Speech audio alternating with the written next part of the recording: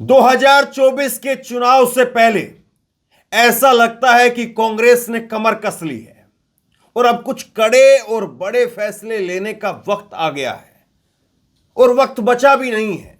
अगर इस वक्त को गुजार दिया तो ये वक्त आपको भी गुजार देगा और इसीलिए आज कांग्रेस ने एक के बाद एक दो ताबड़तोड़ बड़े फैसले लिए हैं और दोनों ताबड़तोड़ बड़े फैसलों के ऊपर हम लोग चर्चा करने वाले हैं। सबसे पहले अभी कुछ देर पहले ही जो एक खबर निकल करके सामने आई है उस पर बात करेंगे और दूसरा बड़ा फैसला जिसको लेकर के बाकायदा प्रेस कॉन्फ्रेंस की गई कांग्रेस की तरफ से, क्या कुछ कहा गया है, वो फैसला क्या है, वो आगे उस पर हम चर्चा करेंगे। लेकिन सबसे पहले सबसे बड़ा फैसला, जो कड़ा फैसला मध्य प्रदेश को लेकर के कांग्रेस ने लिया है वो जरा सुनिए। मध्य प्रदेश को लेकर के कांग्रेस ने बड़ा फैसला लेते हुए आज कमलनाथ की छुट्टी कर दी है। अध्यक्ष पद से कमलनाथ की छुट्टी कर दी है। जीतू पटवारी कांग्रेस के नए अध्यक्ष बनाए गए हैं। कांग्रेस की तरफ से ये इस बात का आधिकारिक तौर पर ऐलान कर दिया गया है, जीतू पटवारी को कांग्रेस का नया अध्यक्ष नियुक्त किया गया है। जवान नेता है, नौजवान नेता है और इन्हीं के साथ में, जीतू पटवारी के साथ में नेता प्रतिपक्ष के रूप में उमंग सिंगार को, आदिवासी चेहरा है उमंग सिंगार, उनको नेता प्रतिपक्ष बनाया है। विधानसभा के अंदर उमंग सिंगार अंदर से जो है वो बैटिंग करेंगे और बाहर सड़क पर जीतू पटवारी बैटिंग करेंगे। और इसके साथ में उप नेता हेमंत कटारे को बनाया गया है और जातीय समीकरण भी साधने की कोशिश हुई है। जीतू पटवारी एक ओबीसी चेहरा है और इनके साथ में अगर आप देखेंगे तो उमंग सिंगार एक आदिवासी चेहरा है और हेमंत कटारे जनरल कैटेगरी से आते हैं, ब्राह्मण है।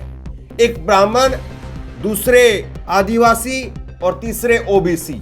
या ऊपर से अगर इसको देखें तो ऊपर से सही क्रम यह है कि पहले सबसे बड़े पद पर, अध्यक्ष के पद पर एक ओबीसी को बैठाया गया है, दूसरे बड़े पद पर, नेता प्रतिपक्ष के पद पर एक आदिवासी को बैठाया गया है और तीसरा जो इसके बाद में क्रम से आता है उपनेता का पद, वहां पर ब्राह्मण चेहरा को बैठाया है। तो जातीय समीकरण भी साधने की यहां पर कोशिश हुई है। लेकिन इससे बड़ी जो चीज हुई है वो ये हुई है कि कांग्रेस ने यहां पर कमलनाथ की छुट्टी कर दी है। और ये कमलनाथ की छुट्टी कर देना ये बड़ी खबर क्यों कही जाएगी? क्योंकि जब 2018 में सरकार बनी थी तब भी कमलनाथ अध्यक्ष थे, सरकार बनने के बाद भी अध्यक्ष रहे और मुख्यमंत्री भी रहे, दोनों पद अपने पास में रखे। इसको लेकर के खूब विवाद हुआ कि दोनों पद आप अपने पास में मत रखिए, आप मुख्यमंत्री रहिए, मुख्यमंत्री सरकार का काम देखिए, संगठन का काम किसी और को सौंप दीजिए। लेकिन कमलनाथ उस पद से टस से मस होने के लिए तैयार नहीं थे। अब चुनाव आ गया, चुनाव के अंदर भी मुख्यमंत्री के लिए चेहरा भी वही थे और अध्यक्ष भी वही थे, दोनों चीज उनके पास में थी। भाई चेहरा आपको पार्टी ने एक तरह से घोषित कर दिया था तो जो अध्यक्ष पद की कमान है किसी और को देते, लेकिन वहां पर भी दोनों चीज। और उसके बाद में दूसरा बड़ा आरोप उनके ऊपर यह लगता था कि जहां तहां भी जरूरत होती है वहां पर कमलनाथ जो है वो सड़क पर उतरते नहीं है और पार्टी के कार्यकर्ता और दूसरे नेता सड़क पर उतरते हैं। दिग्विजय सिंह सड़क पर उतर करके हंगामा करते हैं, लेकिन कमलनाथ आगे आकर के बढ़ करके जो है वो अपनी गिरफ्तारी दे देते हैं या अनशन खुलवा देते हैं पानी पिला करके। कमलनाथ जो है वो अभी विधानसभा चुनाव के वोटिंग के बाद में एक विधानसभा में मामला गरमाया, वहां पर एक कांग्रेस के नेता की हत्या कर दी गई थी। उसके बाद में दिग्विजय सिंह वहां पर जाकर के सोने का काम किया उन्होंने। लेकिन कमलनाथ को आप ऐसे नहीं देखेंगे, कमलनाथ जो है वो ज्यादातर छिंदवाड़ा के आसपास में ही ज्यादा दिखे। और कमलनाथ पर फिर जिस तरह से अभी ठप्पा लगा कि बागेश्वर बाबा को बुला करके सॉफ्ट हिंदुत्व का जो है कार्ड खेलने का काम किया, राहुल गांधी उसके उलट चल रहे हैं। राहुल गांधी जो है वो एक तरह से जो बागेश्वर बाबा की जो विचारधारा है उसके उलट बात कहते हैं, ये यहां पर उलट बात कहते हैं।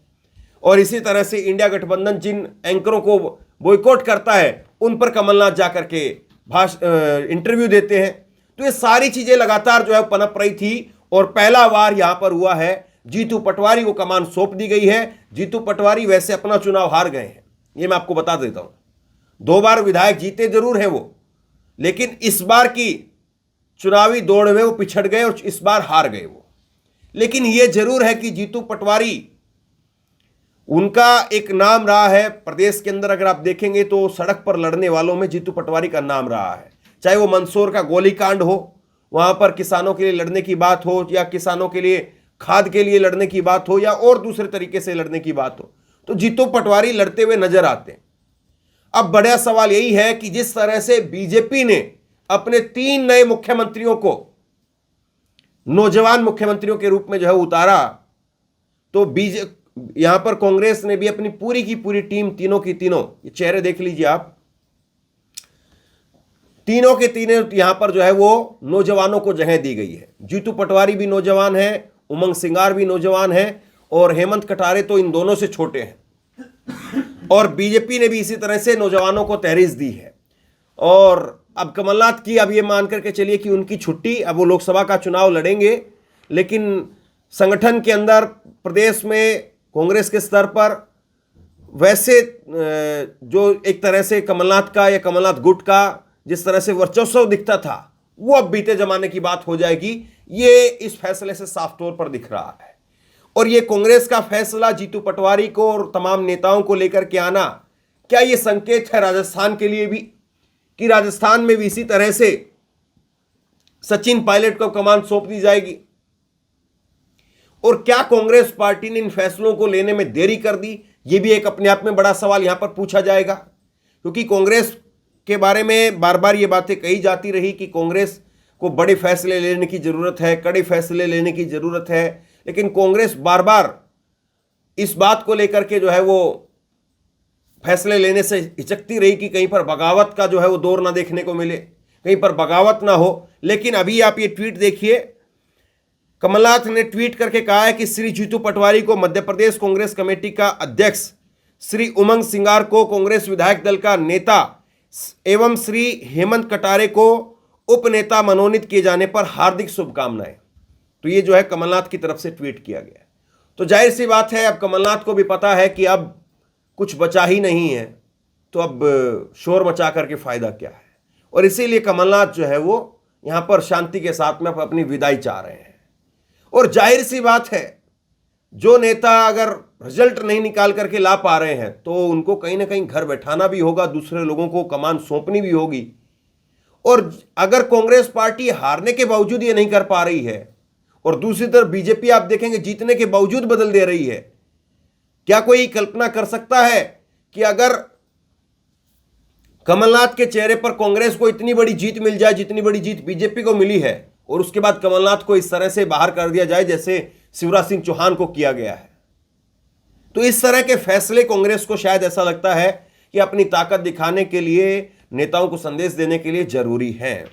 अब दूसरी बड़ी खबर, कांग्रेस ने आज प्रेस कॉन्फ्रेंस करके इसका ऐलान किया, और कांग्रेस ने कहा कि डोनेट फॉर नेशन, इसके नाम से कांग्रेस एक नया कार्यक्रम लेकर के आई है। और इसके तहत लोगों को अब पैसे डोनेट करने के लिए कहा जाएगा। डोनेट फॉर देश के नाम से, डोनेट फॉर नेशन नहीं, डोनेट फॉर देश के नाम से कैंपेन निकाला है। इसके तहत यह होगा कि अब कांग्रेस के पदाधिकारी वो कांग्रेस को डोनेट करेंगे, और उन पैसों से कांग्रेस फिर चुनाव लड़ने का काम करेगी। अब ये कितना कारगर साबित हो पाता है, कांग्रेस का ट्वीट आप देखिए, हम डोनेट फॉर देश के नाम से क्राउड फंडिंग कैंपेन की शुरू करने जा रहे हैं, जिसे 18 दिसंबर 2023 को कांग्रेस अध्यक्ष मल्लिकार्जुन खड़गे लॉन्च करेंगे। कांग्रेस के 138 साल पूरे होने पर हम देशवासियों से यह अनुरोध करते हैं कि 138 रुपए या 1380 रुपए या 13,080 रुपए जैसी राशि कांग्रेस को मजबूत करने के लिए कांग्रेस के खाते में डालें, ताकि कांग्रेस एक बेहतर भारत के लिए काम कर सके। आप हमारी वेबसाइट पर जाकर के पैसे डोनेट कर सकते हैं, आप हमें क्रेडिट कार्ड और अलग अलग माध्यमों से हमें डोनेट कर सकते हैं। डोनेट करने वाले व्यक्ति के लिए कंडीशन क्या है, वो जरा इंपॉर्टेंट है, वो सुनिए। पहली कंडीशन ये है कि व्यक्ति भारत का नागरिक होना चाहिए। दूसरे बाहर के मुल्कों से जो है वो कांग्रेस पैसा नहीं लेगी, ये कांग्रेस की तरफ से कहा गया है। दूसरा, जो व्यक्ति पैसा दान करना चाहता है उसकी उम्र 18 साल होनी चाहिए। ये दो बड़ी बातें कही गई है। देखिए, एक आज के दौर में जब चुनाव लड़ना है तो केवल जो है वो टीवी पर भाषण से या रैलियों से नहीं, बल्कि कार्यकर्ता को नीचे तक सामग्री पहुंचानी पड़ेगी, संसाधन देने पड़ेंगे, कार्यकर्ता को मजबूत करना पड़ेगा। और वो तभी हो सकता है जब आप पैसा निकालेंगे, पैसा लोगों के पास में बांटेंगे, पहुंचाएंगे। क्योंकि कार्यकर्ता के पास में संसाधन नहीं है, कार्यकर्ता के पास में अगर चीजें नहीं पहुंच रही हैं तो वो कैसे आपको चुनाव लड़वाएगा? क्योंकि चुनाव आपको टीवी, रैली, ये केवल नहीं चुनाव लड़वाते हैं, चुनाव आपको कार्यकर्ता लड़वाते हैं। और जब तक कार्यकर्ता तक पैसा नहीं पहुंचेगा तब तक बात नहीं बनेगी। और दूसरी, इस कांग्रेस के इस प्रोग्राम में दो अहम बातें जो देखनी होंगी। पहली बात तो यह है कि क्या जो पैसा इकट्ठा होगा, आज पहले दिन भी, हालांकि इसकी आधिकारिक शुरुआत बताया जा रहा है कि 18 तारीख को होगा, लेकिन कांग्रेस ने जब ये जारी किया है तो बताया जा रहा है कि करीब करीब जो है 15 लाख के आसपास पैसा जो है वो आज पहले ही दिन आ गया है। तो ऐसा नहीं कि कांग्रेस को अभी लोग पैसा नहीं देंगे या कांग्रेस के लिए पैसा नहीं आएगा, कांग्रेस के लिए भी अच्छा खासा डोनेशन जो है होगा। और 15 लाख पहले ही दिन आ गया है, तो मान करके चलिए कि जब अप्रैल मई में चुनाव होंगे तो उस वक्त तक करीब करीब कांग्रेस जो है 50-60 करोड़ या 100 करोड़ के आसपास तक पैसा जो है वो इकट्ठा हो सकता है कि करे। लेकिन जो पैसा इकट्ठा होगा, क्या वो धन्ना सेठ जो नेता है वो अपने ही उसके ऊपर चौकड़ी मार करके बैठ जाएंगे? बड़े बड़े नेता, बड़े बड़े महासचिव और तरह तरह के जो पद अलग अलग नेताओं के पास में हैं, क्या वही उस पैसे पर चौकड़ी मार करके बैठ जाएंगे, या वो पैसा पार्टी के काम में लगाया भी जाएगा? अपने आप में एक बड़ा सवाल ये भी है। दूसरा बड़ा सवाल ये भी है कि कांग्रेस लोगों से कह रही है, अपने कार्यकर्ताओं से कह रही है कि आप पैसा दीजिए।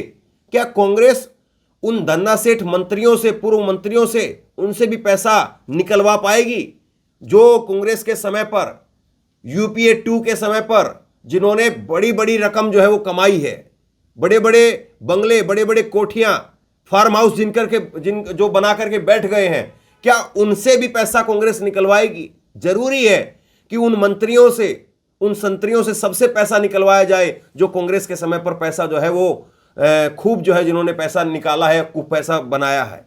क्योंकि आप लोगों से पैसा मांगे वो तो एक सही बात है कि ठीक है कि आपको लगता है कि आपके पास में पैसा नहीं तो क्राउड फंडिंग के जरिए पैसा इकट्ठा करें, लेकिन आपको अपने नेताओं से भी पैसा निकलवाना पड़ेगा। क्योंकि कांग्रेस के अंदर यह कहा जाता है कि कांग्रेस के यूपीए 2 के समय पर जिसका जितना हाथ लगा उसने उतना जो है वो हाथ साफ किया। क्योंकि कांग्रेस के नेताओं के बारे में कहा जाता है कि उनको एक आभास सा हो गया था कि अब तो सरकार जा रही है, तो इसलिए जितना जो कुछ खींच सकते हो वो खींच लो। और बीजेपी के बारे में यह कहा जाता है कि बीजेपी भी खूब पैसा खींचती है, लेकिन बीजेपी के अंदर जो पैसा खींचा जाता है वो पैसा पूरा का पूरा जो है केंद्रीय नेतृत्व के पास में चला जाता है। कांग्रेस के बारे में यह कहा जाता है कि कांग्रेस भी पैसा खींचती है, लेकिन कांग्रेस का पैसा मंत्री संतरियों में अटक करके रह जाता है, ऊपर पार्टी लेवल पर पार्टी फंडिंग में नहीं जा पाता। तो ये दोनों बड़ी बात है। और आज कांग्रेस के नेता इसको लेकर के सामने आए और केसी वेणुगोपाल ने और अजय माकन ने इसको लेकर के बाकायदा प्रेस कॉन्फ्रेंस की है। अब जरा आप सुनिए विस्तार से कि अजय माकन समझा रहे हैं, बता रहे हैं कि कैसे क्या पैसे जो है वो दिए जा सकते हैं। लेकिन मेरे इन दोनों सवालों पर आप विचार जरूर कीजिएगा। प्रेजेंटेशन है, ये है डोनेट फॉर देश, जिस कैंपेन के लिए अभी वेणुगोपाल जी ने बताया। Congress party online crowd funding donate for देश के नाम से हम लोग लॉन्च कर रहे हैं, जिसमें सबसे पहले हमारे कांग्रेस अध्यक्ष मल्लिकार्जुन खड़गे जी मंडे को 18 तारीख को इसको लॉन्च करेंगे। और ये सीरीज ऑफ कैंपेन्स हैं। डोनेट फॉर देश एक अम्ब्रेला है जिसके अधीन सीरीज ऑफ कैंपेन्स होंगे। नेक्स्ट, सबसे पहला कैंपेन हम लोगों का इसके अंदर है, हमारे 138 वर्ष कांग्रेस पार्टी के जो पूरे हो रहे हैं, इसके लिए हम तमाम कांग्रेस कार्यकर्ताओं से, देश के लोगों से अनुरोध करते हैं कि 138 रुपए, 1000 या 1380 रुपए या 13800 रुपए या उसके मल्टीपल्स में वो देश के लिए, कांग्रेस पार्टी को मजबूत करने के लिए, ताकि कांग्रेस पार्टी एक बेहतर भारत के लिए आगे कार्य कर सके, इसके लिए कांग्रेस के अकाउंट के अंदर सीधे पैसे डाल दें। नेक्स्ट, इसमें हम लोग की वेबसाइट donateinc.in और inc.in जो हमारी वेबसाइट है, इससे पैसे दिए जा सकते हैं। नेक्स्ट, और इसमें आप देखें कि ये हमारा लैंडिंग पेज होगा जिसमें डोनेट फॉर द नेशन है, जिसमें 138 रुपये, 1380 या 13800 के डिनोमिनेशंस के अंदर इसमें लोगों से कहा गया है कि वो इसमें दें।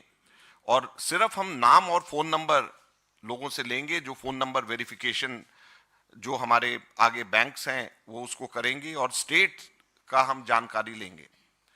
नेक्स्ट, और इसमें आप अगर देखेंगे तो इसमें credit card, debit card, net banking, UPI, RTGS, NEFT सभी के सभी या स्कैन करके जो क्यूआर कोड से स्कैन करके देने की, इसमें सारी की सारी चीजों का कोई भी तरीके से डोनेट करना चाहे कोई भी व्यक्ति डोनेट कर सकता है। हमारे देश सिर्फ 2 कंडीशंस हैं, शुरू में हमने मेंशन किया है कि उसको एक भारत का नागरिक होना चाहिए और दूसरा उसकी आयु 18 वर्ष से ऊपर होनी चाहिए। तो ये 2 कंडीशंस उसको फुलफिल कोई भी व्यक्ति करे तो वो लीगली डोनेट कर सकता है, जिसके लिए ये हम लोगों ने अवसर प्रदान किया। और उसके बाद में जैसे ही वो डोनेट करेंगे नेक्स्ट, तो साथ के साथ ही उनको डोनेशन स्लिप उनको मिलेगी और उनको एक्नॉलेजमेंट उनको आएगा। और इस प्रकार से नेक्स्ट ये एक डोनेशन का सर्टिफिकेट उनको मिलेगा, जिसमें चाहे कितने भी पैसे वो दें, उनको खरगे जी का, वेणुगोपाल जी का और बतौर ट्रेजरर मेरा साइन किए हुए उनको एक सर्टिफिकेट मिलेगा। और वो सर्टिफिकेट हमेशा के लिए उनके लिए एक तरीके से एक निशानी होगी, एक यादगार होगी। और साथ ही में उनके फोन के ऊपर थैंक यू का मैसेज भी उनको आएगा, जहां से वो डाउनलोड कर सकते हैं, अपने सर्टिफिकेट डाउनलोड कर सकते हैं। तो ये एक हमारी कोशिश है कि हम हमारे देश के अंदर जो भी व्यक्ति कांग्रेस के साथ में जुड़ना चाहता है, जो भी व्यक्ति इसका डोनेट फॉर देश वाला लगा दें, सबसे पहले वाला। ये एक तरीका होगा कि कोई भी व्यक्ति हमारे, सबसे पहले वाला,